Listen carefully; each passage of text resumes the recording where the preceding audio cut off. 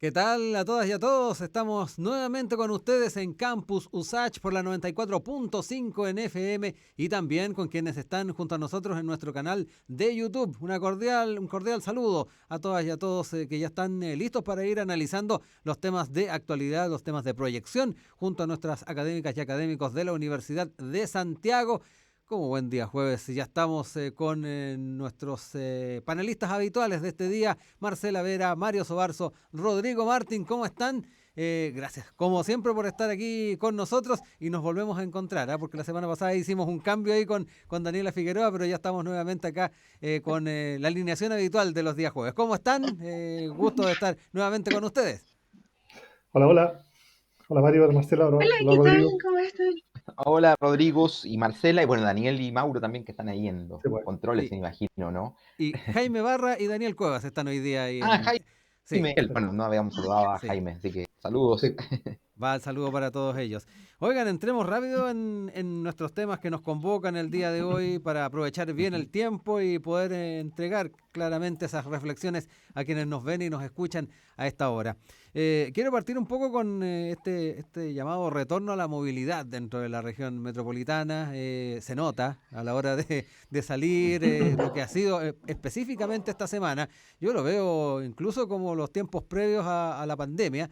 No sé qué percepción tienen ustedes respecto a aquello y esto justamente de la mano con lo que son los números que da a conocer también el Ministerio de Salud, donde han ido bajando muchos de ellos y de alguna manera también dándole desde esa perspectiva algún tipo de argumentación de por qué también se está liberando un poco más el tema de las cuarentenas en la región metropolitana. Quiero partir contigo, Rodrigo, porque aquí también Sí. nos encontramos con varios temas que van incluso más allá de lo estrictamente sanitario, sino que también en las formas en las cuales al volver digo, a la normalidad, también nos encontramos con los problemas de siempre, el tema de las congestiones vehiculares, lo que tiene que ver también con la contaminación ambiental. Entremos también en esos temas porque me da la impresión de que aquí nos notamos también varias cosas que el año pasado con cuarentenas un poco más rígidas no encontrábamos, desde lo vial, Sí. también en el tema ambiental. Sí, no, mira, es un tema yo estoy bien preocupado de eso en este momento. Creo que Mm, estamos llegando a un punto entretenido, que es un punto en que estamos, en cierta medida, con una sensación de estar como saliendo, ¿verdad? Ya los números son buenos, a pesar de que si uno ve el tema a nivel mundial, no necesariamente estamos saliendo. Hay países ujú, que todavía la cosa está bastante crítica, pero en Chile estamos en un nivel de recuperación de normalidad súper importante. Ya estamos hablando de no sé, pues, fase de apertura inicial en sí, algunas comunas, varias comunas que han estado con cero, tenemos en Magallanes, ¿verdad? Con cero Magallanes. ya un par de días. Entonces estamos por fin Mm. llegando a este momento, estamos enfrentando ese momento en el cual podríamos decir, podemos volver, ¿verdad? Podríamos volver. Ujú, Este momento es donde creo que hay que hacerse una pregunta re importante y es decir, ¿a qué queremos volver? ¿A qué queremos volver? Porque si hacemos un solo recuento, si ahora empezamos a mirar un poco lo que pasa en las calles, lo que decías tú, la movilidad que se está sí, produciendo hoy en día, es salir y volver a los tacos, salir y volver a esa saturación que tiene la ciudad. Y solo por recordar algunos números, para decir un par de datos de lo que era antes de, que quizás ujú, lo hemos olvidado. Metro, 6 personas por metro cuadrado. Esa era nuestra densidad en los momentos de más crisis. 6 personas por metro ujú, cuadrado. 18 millones de viajes al día. Ese número ya es viejo, ¿verdad? Los sí, 18 millones de viajes al día, donde teníamos dentro de esos 6 millones de transporte público, 2 a 3 en metro. Esas eran como las peleas que teníamos y Metro estaba feliz de estar superando los 2 millones de viajes al día, que era lo que estaba ocurriendo. Teníamos básicamente, claro, el tercio en transporte público en general y otro tercio en transporte privado, que era lo típico. Teníamos viajes, 2,3 viajes por persona al día, más o menos, 2,78 era el dato real. También teníamos aproximadamente una hora y media en los grupos socioeconómicos más bajos de tiempo dedicado a moverse por Santiago. Eso era nuestra realidad. Entonces, repito la pregunta, ¿a qué queremos volver? Porque en este momento, cuando enfrentamos la normalidad, cuando enfrentamos la, digamos, entre comillas, ujú, normalidad, ¿verdad? Tenemos que preguntarnos qué es lo que va a pasar. Ahí tengo dos cosas que quiero que queden en consideración. La primera es que normalmente cuando hay un periodo de crisis, cuando tenemos un tema de recuperación, cuando tenemos que volver, digamos, a la normalidad, mm, y vamos a enfrentar un periodo de cierta recesión, de cierta crisis, tenemos que recuperar temas de actividad económica, normalmente lo que ocurre es que el sacrificio, el que pierde un poco de esto, es el medio ambiente en general. ujú, Lo que pasa es que se pone en la mesa encima actividad económica, recuperar actividad económica, generar más movimiento económico, y pasa un poquito a segundo plano las consecuencias ambientales de eso. Y hay que tener ojo porque la próxima pandemia que vamos a tener va a ser la crisis climática. Basta con ver Ujú, lo que está pasando en Europa, en China, con la lluvia y todo eso. Se nos va a venir en algún momento una crisis de esa magnitud. Y ahora este retorno a la normalidad tiene que tener un ojo importante en cuáles son las consecuencias ambientales que va a producir y cómo no nos olvidemos de que uno podría pensar en sacrificar ciertas condiciones ambientales o ciertas respuestas al cambio climático por reactivar económicamente a los países, y ujú, eso nos puede dejar súper debilitados para lo que se nos puede venir a continuación.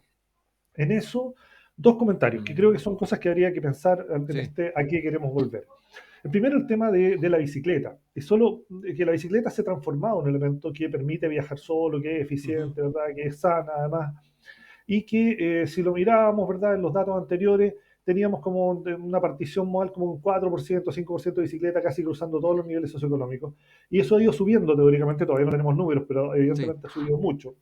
Y eso hay que cruzarlo con las necesidades de movilidad que teníamos antes. Ojo con ese tema. En general, los movimientos que teníamos, esos tercios que yo mencionaba, ¿verdad? Ujú, Donde decíamos tercio de transporte público, tercio de transporte privado, o sea, unos 6 millones de viajes en transporte privado. ¿Qué distancias tienen? Es un punto que pensar. Primero, tenemos que casi el 70% de los viajes en auto son de 7 kilómetros o menos, que son distancias que son abarcables en ujú, bicicleta y que son incluso en algunos casos caminables. Y estamos usando auto, y en un porcentaje muy alto, estábamos usando auto, en ese porcentaje para viajes relativamente cortos. Entonces, claro, se discute la posibilidad de que la bicicleta sea capaz de reemplazar eso. Y además, si uno mira, los viajes en metro y en bus también son relativamente asociados a viajes cortos. No ujú. tenemos viajes demasiado largos. Los viajes más largos son las combinaciones. Cuando hablamos de Exacto. combinación metro y bus, ahí Sí. tenemos viajes muchísimo más largos dentro de Santiago. Pero los viajes en general Mm, son de ámbitos relativamente cortos. Pero, claro, uno podría decir, ok, vamos a reemplazar con bicicleta, porque la bicicleta es capaz de reemplazar en esos tramos cortos. Los largos imposible, pero los ujú, cortos sí. Pero también lo que podemos ver ahora, en realidad, es que, bueno, primero el viaje en bicicleta, si vemos los números de estos últimos días, hemos tenido un montón de accidentes, un montón de ujú. muertos en bicicleta, y que se ha transformado en un problema, porque la tasa de motorización ha ido subiendo. Y Claro. tenemos una respuesta pandémica a la tasa de motorización. Sí, hay Y esos mucha viajes, venta de vehículos nuevos y muchísimo, usados además. Sí, una eso cosa de se ha ver los hecho precios. bastante evidente, sí. Claro, si no, el nivel de precios que tiene el auto usado en estos días es una cuestión increíble. Es como una inversión prácticamente, lo cual era ilógico. Antes uno compraba un auto y bajaba de precio, y ahora Claro. los autos usados han ido subiendo, que es una cuestión que como no tiene lógica económica, pero claro, demanda. Y eso, esa tasa de motorización es súper fregada. Tenemos una cosa que va a haber que revertir, que era en sí ya era un tema, pero que ahora se va a volver mucho más crítica. Entonces, en ese asunto, el tema de la movilidad, el tipo de Ujú, movilidad, tenemos que mirarlo con cuidado, sí. porque vamos a enfrentar ese problema de cambio climático posterior. Pero hay un punto más que yo creo que hay que Mm, dejarlo también en duda, que son los hábitos, que es la movilidad en general, la forma de movilidad que tenemos. Y yo creo que acá hay una segunda oportunidad súper importante, porque nos estamos fijando mucho en la bicicleta, en los temas de ujú, sostenibilidad, pero tenemos que pensar también los temas de descentralización de ciudad. Buscar una manera de distribuir de mejor manera la calidad de vida, la forma de movilidad que tenemos en la ciudad y permitir que se ocupe los distintos núcleos, subcentros de la sí, ciudad con equipamiento adecuado, con servicios adecuados. Y ese punto es súper sí. significativo en términos de movilidad y calidad de vida. Y eso Ujú, tenemos que darle vuelta ahora seriamente, sí. insisto. ¿A qué queremos volver? Y este es el momento de hacerlo, porque cuando volvamos va a ser tarde, vamos Va a a querer ser tarde. volver a la normalidad, Sí. queremos recuperar actividad económica y si no pensamos un poco cómo volver, podemos desperdiciar oportunidades Ujú, súper buenas. sí. Marcela Vera, también quiero entrar contigo en esa temática y nos exponía varios elementos, varios datos también, Rodrigo, respecto al presente que estamos viviendo con el aumento de la movilidad. Y me gustaría saber también cómo lo vas observando tú, porque ahí también, dentro de los argumentos, señalaba Rodrigo que de repente estamos superponiendo demasiado el bienestar económico, la recuperación económica, por sobre estos criterios medioambientales.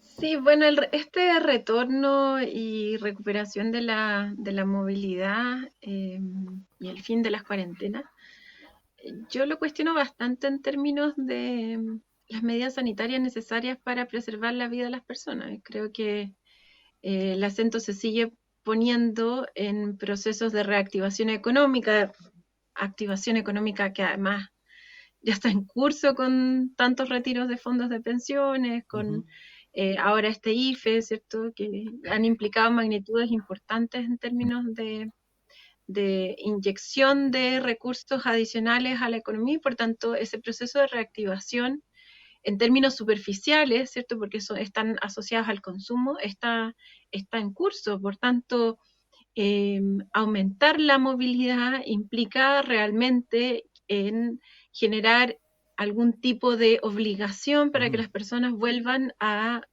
ofrecerse como trabajadores. Entonces, más bien está orientada a que las personas vayan a buscar trabajo y se recupere, digamos, esa variable que es la tasa de participación y también el nivel de actividad, ¿cierto?, de los trabajadores en términos de la búsqueda de sus trabajos. Y eso también es cuestionable porque finalmente el acento debiese estar puesto en más bien en las medidas sanitarias. Si uno mira los indicadores más, yo he seguido durante todo este rato los indicadores. ¿Ya? Y claro, la tasa de positividad, que es un indicador importante, ha ido hacia la baja, pero en cambio la cantidad de muertos no. La cantidad de muertos sigue estando alrededor de 100. Y por tanto es súper alta la tasa, digamos, en relación a la cantidad de habitantes que tenemos en Chile. Por tanto, si hay países que cierran, digamos, todo en la ciudad solo por 76 casos, como ocurrió en una de las ciudades chinas esta semana, o el caso de Sydney, que también volvieron a retomar cuarentena, y se están produciendo tantas olas de contagio, cuarta, quinta ola en algunos casos, nosotros no podemos hacer como que sí, eso está allá, pero en realidad no se corresponde con lo que vivimos nosotros. En efecto, las vacunas van a generar una contención, pero si uno mira los indicadores más, digamos, robustos, que es la cantidad de muertos por millón de habitantes, nos da entonces que todavía estamos con un proceso importante de pandemia en el país y por tanto yo recomendaría al gobierno que no relaje las medidas simplemente por generar mayor, digamos, incentivo, por ejemplo, al turismo, que ha sido parte de una de las discusiones que han habido, este aumento en las posibilidades de salir del país, ¿cierto? Sí. Con todas las posibilidades que trae de traer las variantes, producto solo de ese hecho. Entonces, me parece que todavía hay una mirada que pone el acento en los procesos económicos y cómo generar más lucro para una determinada parte de la población, no necesariamente, digamos, cómo generar medidas que además sean legítimas, comprendidas por la ciudadanía. No puedes estar un día diciendo al gobierno, no, cerrar y otro día abrir. La gente termina hartándose de esos procesos. Además, se deslegitima la medida de la cuarentena y, por supuesto, aumenta el riesgo de contagio. Entonces, y eso acompañado también con un descrédito de las autoridades en términos del plan de vacunación. O sea, pese a que hicieron un esfuerzo por la negociación y por tener vacunas para un país pequeño, pero igual tenían acceso a distintos tipos de vacunas, en las últimas semanas se han generado muchos problemas, sobre todo en las zonas, digamos, más vulnerables. Entonces, no se puede generar un aumento en la movilidad, un aumento de los ingresos de las personas producto de los retiros y del IFE, ¿cierto?, para generar un proceso de reactivación y que esto no vaya consecuentemente acompañado con un plan de vacunación acorde, ya que esa es la única medida estatal que hay para generar un proceso de prevención en este tiempo de pandemia. Entonces, todo el acento nuevamente se pone en las personas, en las medidas del autocuidado, y eso ya sabemos que no es suficiente. Mario Sobarzo, también cauteloso respecto a este escenario. Marcela ahí hacía mención a todos estos factores que efectivamente nos llevan a la cautela.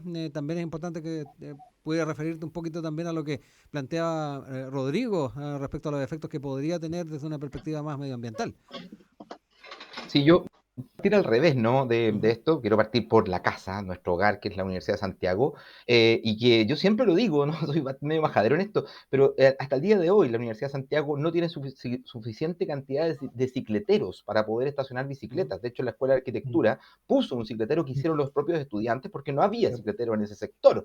No hay ciclovía. Se han construido más estacionamientos en nuestra universidad que lo que tenemos de cicleteros. Es una cuestión de estacionamiento para automóviles, ¿no? Entonces, cuando cuando nosotros hablamos aquí, pareciera que fuéramos muy a contrapelo de lo que, de lo que está ocurriendo incluso desde nuestro piso básico, que es la propia universidad. Y si lo pensamos en una universidad que tiene todo para hacer un campus verde, podríamos tener estacionamiento subterráneo y tener completamente hecho un campus que fuera solamente parque.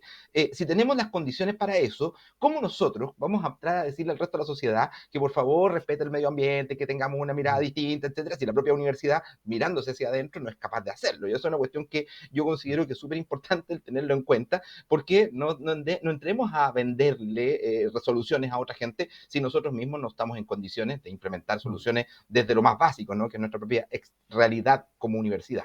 Y esto, insisto, no es una cuestión que yo haya dicho ahora, lo vengo diciendo hace ya desde que entré en el año 2011 a la Universidad de Santiago tiene todo para tener un sistema de bicicletas públicas de las principales entradas de la universidad y poder movilizarnos por dentro de la universidad sin tener que utilizar automóviles, por ejemplo, o los carritos que puedan moverse sin necesidad de automóviles. Entonces, eso ya da cuenta, ¿no? Si en una universidad que tiene todas estas condiciones, que tiene la mejor movilidad de las universidades del país, con el aeropuerto, los buses pasan por la puerta, con estaciones de trenes, con estaciones de metro, con las principales avenidas de Santiago, etcétera, con todos los terminales de buses más importantes de Santiago están cerca de nosotros, ¿cómo le vamos a pedir a otros que hagan acciones en favor de lo que es un movimiento o cambiar la estructura de transporte en la ciudad? Por lo que decía Rodrigo. Y lo segundo, resulta interesante, a propósito también de lo que decía Marcela, y que tiene que ver con el tema del medio ambiente, ¿no?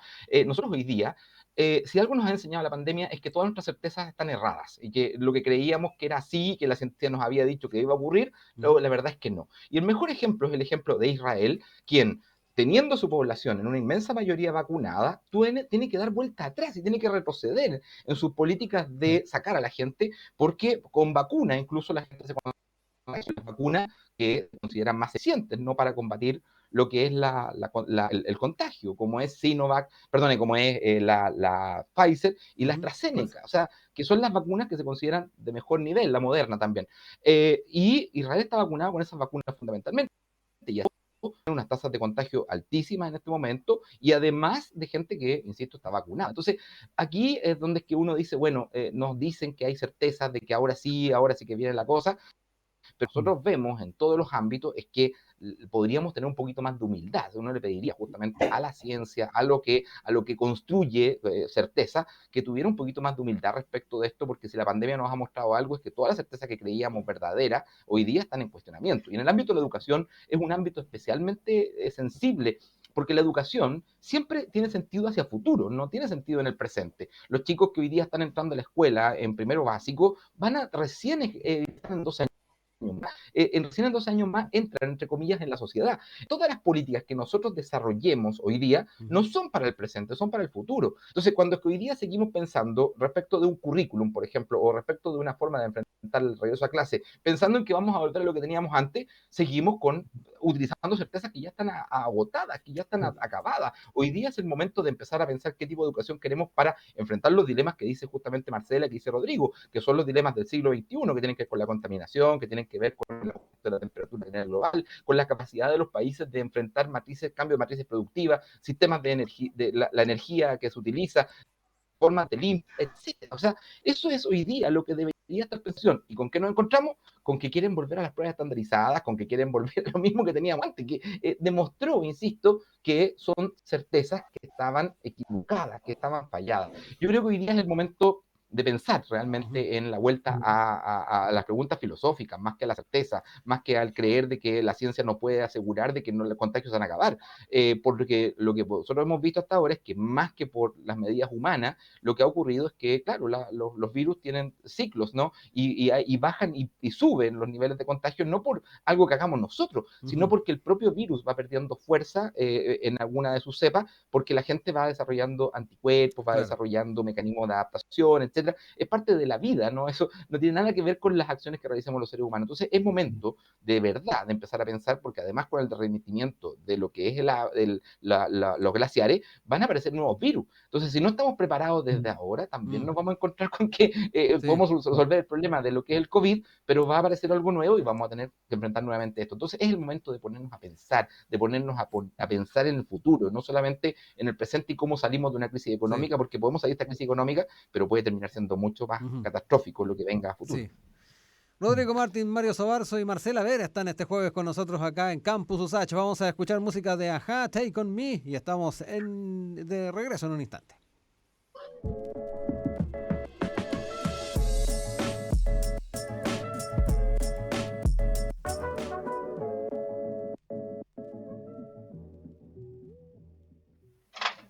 Ya estamos nuevamente con ustedes acá en Campus USACH, en la 94.5 en FM, junto a Marcela Vera, Rodrigo Martín, Mario Sobarzo, nuestros académicos de los días jueves, nuestros panelistas de días jueves, tocando como siempre los principales temas de actualidad. Queremos quedarnos también con algo que se ha estado discutiendo desde la semana pasada, sin ir más lejos. Se le ha seguido bastante la atención a lo que es la aprobación en general de la reforma al Código de Aguas. 10 años de tramitación respecto a este proyecto de ley, este cuerpo legal que finalmente fue aprobado durante esta semana. Importante el poder entrar en estos temas porque acá también no han sido pocos los que han señalado que cuán importante es avanzar en esta línea. Sí, a la par estamos en otro carril también viendo temas de la nueva Constitución. ¿Van a poder convivir estos dos cuerpos legales en el futuro? Eso lo han planteado algunos parlamentarios, algunos senadores durante la discusión. Y me quiero quedar también con ese elemento, entrar en este tema. Marcela, tú ahí lo estabas planteando, lo estabas proponiendo, porque de seguro esto tiene varias aristas en lo que fue la discusión propiamente tal en el Parlamento, pero a su vez el aspecto del momento que estamos viviendo, el momento constituyente que estamos viviendo, no deja de ser un tema importante a considerar a la hora de pensar cómo van a convivir estas normas. Sí, bueno, son varios los elementos que han estado en discusión en estos últimos 10 años en donde se está planteando una reforma al Código de Aguas. Lo que ahí se está haciendo no está haciendo una derogación al Código de Agua, que es lo que han pedido las comunidades, sino que es simplemente una reforma. Y uno, pues si lo compara, por ejemplo, con el sistema de pensiones, la gran mayoría pidió, ¿cierto?, la derogación del decreto que norma a las AFP y por tanto poner fin a las AFP. Y en este caso, y en cambio el gobierno, los sucesivos gobiernos han planteado una reforma al sistema de pensiones y no una derogación, ¿cierto?, a la ley y por tanto y no generar el fin de las AFP. Lo mismo está ocurriendo con el Código de Agua. Lamentablemente uno puede observar cómo los derechos de propiedad lamentablemente siguen estando en manos de un pequeño grupo, además de la población. Entonces, ese elemento es bastante central porque al parecer solo se sitúa una discusión en términos de que se tienen que garantizar los derechos de agua para el uso del consumo humano como primera prioridad, después para el consumo agrícola, y esto por el conflicto de intereses que está ocurriendo entre el uso del agua tanto para los hogares, la agricultura, pero sobre todo para la minería. Ya piensen en una montaña y las mejores aguas, las aguas más puras se estaban usando para los procesos mineros, llegaban contaminados a los procesos agrícolas y luego bajaban, ¿cierto?, a los hogares ya con todo ese proceso de contaminación acumulada. Entonces, claro, esta norma, esta reforma al Código de Agua lo que hace es que sienta las bases, digamos, conceptuales respecto de la garantización del uso humano como primera prioridad y luego el uso agrícola. Pero no es suficiente porque finalmente quienes han tenido los derechos de propiedad durante estos últimos años desde dictadura los van a seguir manteniendo. Es más, a mí me llama mucho la atención cómo logran generar normas para profundizar el problema. Entonces, en vez de poner, por ejemplo, que los derechos de propiedad actuales duren, no sé, 5 años, como un momento de transición, digamos, con el cual yo no estaría de acuerdo, pero pensando en esta lógica, en cambio lo ponen en un proceso de 30 años, renovable además. Son 30 años nuevos de derechos de agua vía concesión, ¿cierto?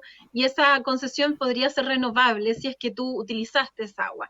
Entonces, aquí hay un problema profundo a nivel estructural porque uno piensa solo con el titular de la noticia, uno dice, por fin este tema, que es un tema tan sentido, sobre todo por las regiones.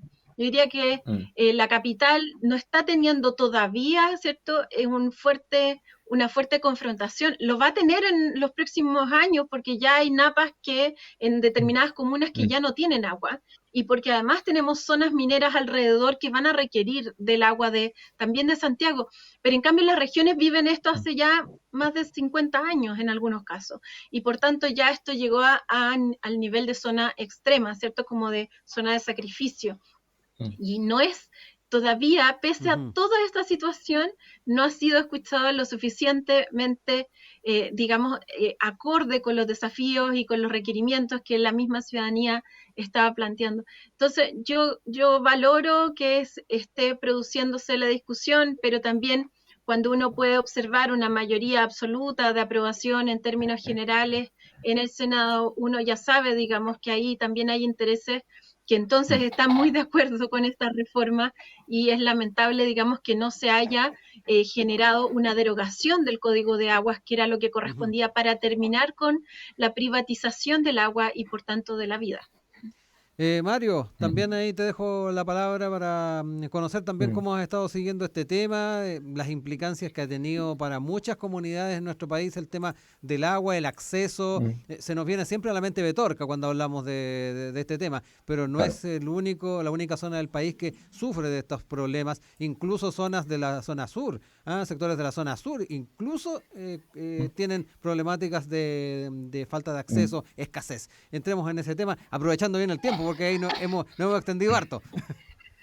Sí, es muy interesante porque fíjate que incluso hoy día en Chiloé existe carencia, hoy hay sequía, ¿no? Sí. Que es un lugar donde uno dice, bueno, llueve todo Claro. el año, ¿no? En la séptima región donde nosotros somos, Sí. hay problemas de sequía hoy día, ¿no? No es que estamos hablando de una cuestión que ocurre solo en la zona central, como dice Marcela, estamos hablando de una cuestión que afecta al país y donde es que se le tiende a echar la culpa a la naturaleza, ¿no? Se tiende a decir, bueno, hay sequía, ¿qué vamos a hacer? Si tenemos sequía, no hay otra cosa que se pueda hacer. Pero eso es falso. ¿Por qué? Porque la verdad es que países donde es que el agua no es un bien privado de uso público, como es en el caso de Chile, han resuelto el problema justamente dándole no solo prioridad, sino que es el Estado quien se hace cargo de la administración del agua, es el Estado quien tiene la responsabilidad con respecto a lo que sucede con el agua, por ejemplo, por el mal uso. Cuando nosotros vemos lo que sucede, a propósito de lo que tú decías del caso de Petorca, aquí en Chile, que no es que haya sido multado el señor Pérez Lloma y su industria hace 5 años atrás, hace 3 años atrás, fue multado el año 2021, a comienzo de este año, le pasan una multa por desviar agua, fuentes de agua hacia otros lugares.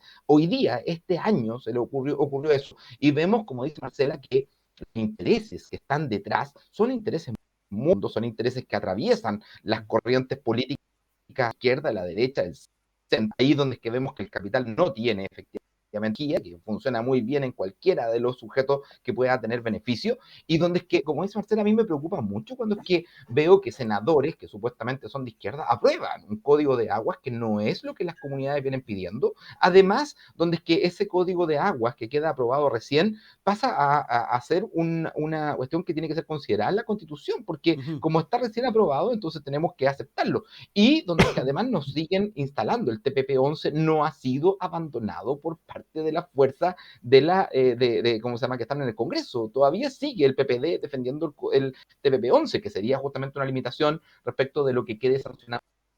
Entonces, hoy todavía nosotros tenemos por una parte, un frente amplio que no da la confianza suficiente como confiar de que ellos no vayan a votar justamente con el PPD, con otros partidos de la democracia cristiana, defender justamente los intereses de agua. No tenemos la seguridad de que no vayan a hacer una defensa corporativa justamente de los capitales involucrados en el agua, y donde es que por otra parte vemos una sociedad que está hastiada, que ya no quiere más esta cuestión y que se da cuenta que esperaba cambios, esperaba transformaciones, y vemos que en el Congreso, vemos que en la Convención Constitucional incluso estamos más preocupados de salvar a la derecha, de darle un espacio a la derecha que es minoría, que de tratar de construir la agenda de las mayorías, que es una cuestión que sería lo obvio dentro de un contexto como este. Yo lo que creo que lo grave de esto es que es una situación urgente. Hoy día es posible que Santiago, Alto Maipo, pueda...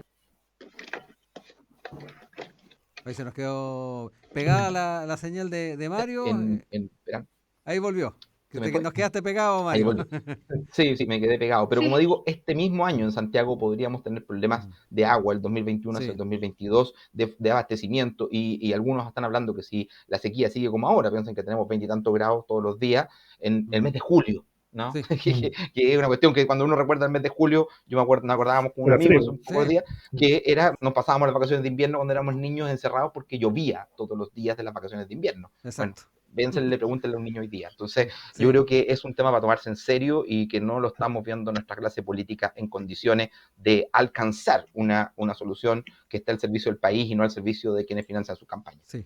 Rodrigo Martín, ahí también aprovechando bien el tiempo Sí, sí. para estar ahí bien acorde y alcanzar a hablarlo todo.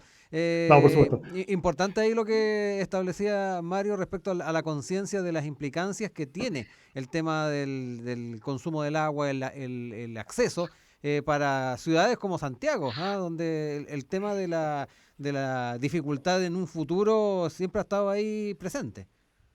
Sí, mira, yo quisiera solo citar un artículo que hizo un colega, Ujú. un amigo, Pablo Alard, hace un par de días, ¿verdad? Que se llama Esto sí lo vimos venir.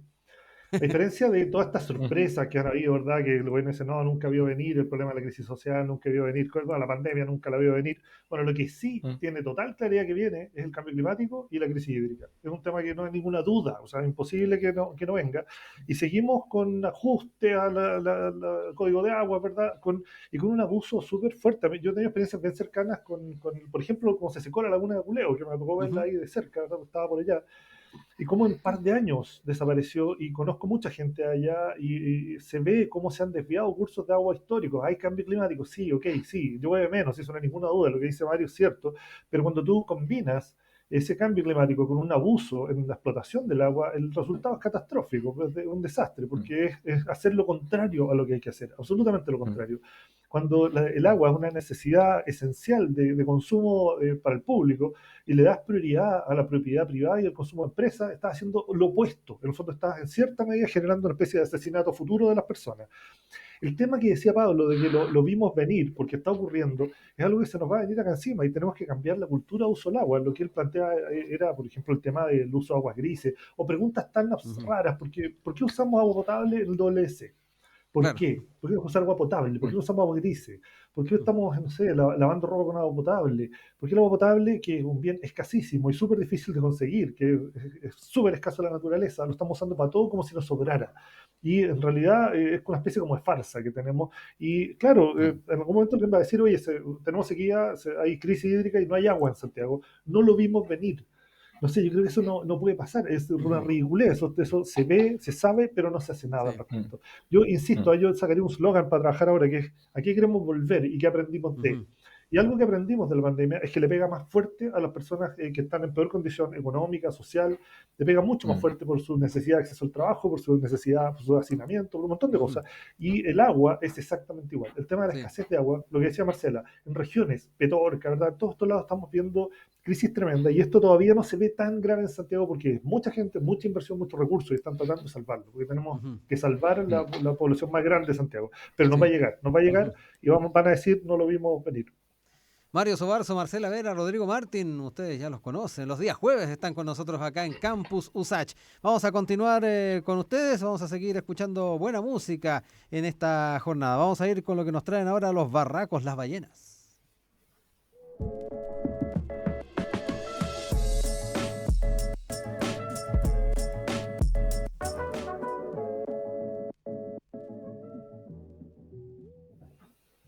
Ya estamos de vuelta con ustedes acá en la 94.5 en FM y también con quienes nos siguen, nos ven en nuestro canal de YouTube. También lo pueden ver después. Estamos emitiendo en vivo, pero también los que llegaron tarde o llegaron al final pueden meterse a nuestro YouTube y ver no solamente este capítulo de Campus USACH, todos los otros que han habido durante las semanas anteriores. Hoy día con Mario Sobarzo, con Marcela Vera, Rodrigo Martín, tocando diversos temas de la actualidad. Y ya, Mario, algo esbozabas en el primer bloque, lo que tiene que ver con la educación en el marco de esta normalidad que se trata de retomar en el marco de la pandemia, los desafíos que también implican en la educación. Y tú nos traías a colación un trabajo interuniversitario de la Mesa Social COVID-19, bajo la ley de la Universidad de Chile, la Universidad Católica, educar filosóficamente en tiempos de crisis, propuestas en educación, y esto también trae consigo varios desafíos en diferentes ámbitos. Además, el mundo educativo que está también tratando de retomar el camino, con Mm, el regreso, el intento de regresar a clases, el que se pueda abrir los mm. colegios en fase uno, el llamado que se está haciendo por parte de las autoridades y que en el caso de algunos municipios no lo han recogido justamente porque no están en las condiciones. Pero aquí nos vamos también a un Mm, tema estrictamente pedagógico, Mario, y que es importante también tenerlo mm. en cuenta. Sí, fíjate, bueno, quiero partir invitando justamente a quienes Mm. quieran participar. El 4 de agosto a las 5 de la tarde se va a presentar justamente este informe, que tiene una característica bien especial, porque no fue parte exactamente de estas mesas que se hicieron sociales para Ujú. hacerse cargo de la educación. En un principio sí lo fue, porque, cosa interesante, Sofía quedó fuera de la primera consideración del currículum, ¿no? Habían Quedaron dejado las fuera la otras filosofía, asignaturas ya. había fuera, no hubo informe para filosofía, Mm, no hubo un mm. llamado, etcétera. Y claro, cuando es que se dieron cuenta, porque además la gente empezó a decir, oye, pero ¿y filosofía? Si es una asignatura del currículum mínimo, ¿qué está pasando con la filosofía, etcétera? Llamaron a la Universidad Católica, la Universidad de Chile, y le dijeron, oiga, ¿por qué no organizan algo para ver qué se puede hacer en filosofía, no? ¿Qué se podía enseñar en filosofía?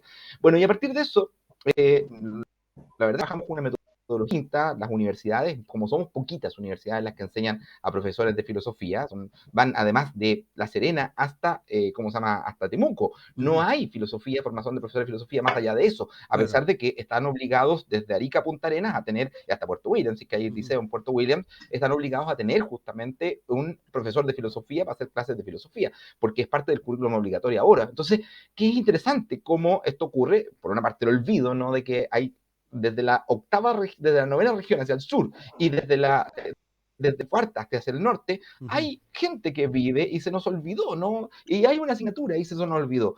Bueno, hicimos este informe, cosa interesante, lo hicieron colegas, y la cosa interesante es que el informe iba a contrapelo de lo que se había hecho en el ámbito del resto del currículum, en el sentido de Ya. que se enfatizaba justamente esto que estamos hablando, de la falta Ujú. de certidumbre que existen hoy día, de la falta de certezas, de que hoy día es el momento de que nuestros estudiantes aprendan a preguntarse, por ejemplo, cómo se salva el medio ambiente, cómo salvamos a la especie humana bajo el planeta Tierra, en el planeta Tierra, cómo logramos evitar justamente que el agua siga estando al servicio solamente del capital y que esté al servicio de la vida humana, etcétera. Esas grandes preguntas, que son preguntas hoy día que tienen que ver, insisto, con nuestra supervivencia sobre el planeta Tierra, resulta que consideraron desde la institucionalidad que no eran adecuadas, porque lo que queríamos era saber cómo estaban aprendiendo el currículum básico, el currículum fundamental, el currículum mínimo, nuestros estudiantes. Ese era como el objetivo Mm. fundamental. Entonces, la respuesta a nosotros fue, bueno, pero si el currículum mínimo es un currículum que servía para el pasado, no sirve para el futuro, pensemos lo que viene, no nos quedemos solo con el presente, no nos quedemos solo con lo que ya pasó,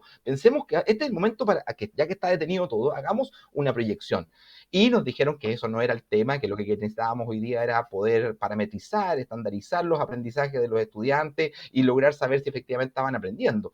Bueno, es esa mirada, ¿no?, la que a mí me preocupa en el tema educativo. ¿Por qué? Porque estamos tratando de que los chicos y las chicas vuelvan a las escuelas, que vuelvan a los Ujú. colegios, pero cuando pensamos en a qué van a volver los chicos y las chicas a las escuelas, a lo que les pedimos que vuelvan es a lo mismo que antes. Es decir, que vuelvan a aprender el currículum, que vuelvan a Ujú. dar la PTU, que vuelvan a dar el CIMSE, que vuelvan a dar...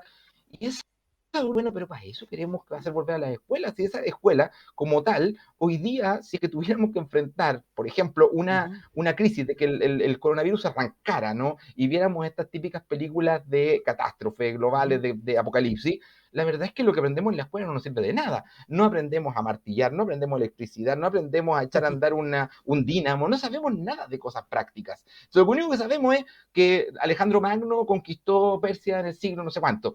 Pero los chiquillos, ¿qué les sirve eso en términos de Mm. su vida real, no? Es una cuestión como estamos tan alejados, y nuestros técnicos, nuestros especialistas en educación están tan desafectados con la vida real de los mismos chicos. Muchas veces vemos señoras, señores, que salen en los medios de comunicación hablando de la educación para el siglo XXI, y cuando vamos a ver la realidad en la que viven nuestros jóvenes migrantes, por ejemplo, es del Ujú. siglo XIX, viven sin acceso a agua potable, viven sin acceso muchas veces a vivienda, etcétera. O sea, no es una realidad del siglo XXI. Entonces, a uno lo que le causa, y me gusta esta idea Mm. de este informe que aparece, porque si algo aparece es que nuestros jóvenes están mucho más claros que los propios especialistas en educación.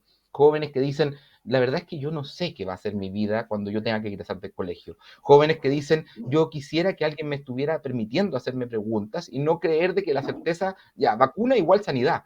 porque eso no es verdad, Ujú. eso hoy día no es cierto. Entonces, es ahí, bueno, este llamado es a Sí. pensar las preguntas que tienen que ver con la enseñanza de la enseñanza de la filosofía, pero en último término con las preguntas que tienen que ver con la enseñanza, con lo que queremos que nuestros estudiantes, Ujú. nuestras estudiantes aprendan para el siglo que les toca por seguir viviendo. Sí.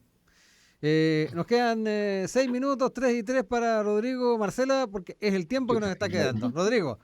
No, no, muy, muy cortito, muy cortito.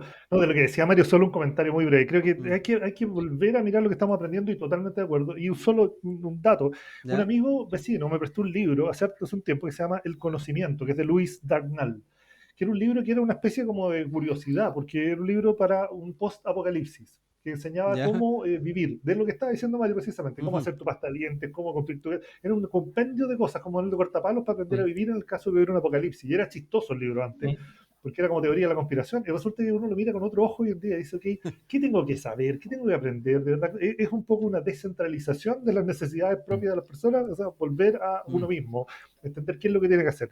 Yo creo que esa pregunta de a qué vamos a volver en la educación es profundísima, y creo que estamos con la tendencia a tratar de recuperar naturalidad, ¿verdad? Volver a lo normal económicamente, en mm, movilidad, en educación, en todo, porque queremos como salir de una especie de pesadilla, pero no podemos salir sin aprender lo que pasó ahí. Tenemos que darnos cuenta que pasó, que mm, hay un cambio, que hay algo que es distinto y cuestionarnos cosas. A eso va un poco la pregunta. ¿A qué queremos volver? ¿A qué queremos volver? Hay que aprender, hay que mm. entender y hay que sacar lo positivo de esta experiencia y cambiar. Tenemos que crecer un poquito. Así que me Mm. sumo a esa pregunta y voy a hacer una campaña por ese tema. ¿A sí. qué queremos volver? Marcela Vera, también para ir cerrando ya casi el programa.